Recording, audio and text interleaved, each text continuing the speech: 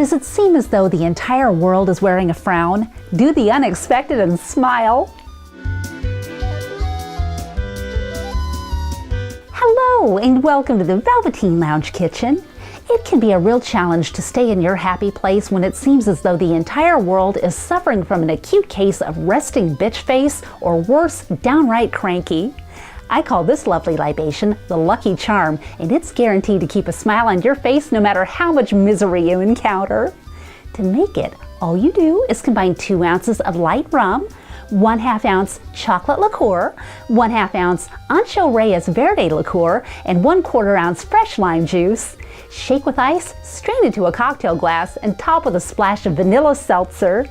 When the irritable and angry try to get under your skin, remember the old expression, smile. It will make them wonder what you're up to. And then go on to have a glorious day. Thank you for visiting the Velveteen Lounge Kitchen. Be sure to join us Thursday on Facebook for another of our Liquored Up live broadcasts. It's always happy hour at the Velveteen Lounge Kitchen. See you soon.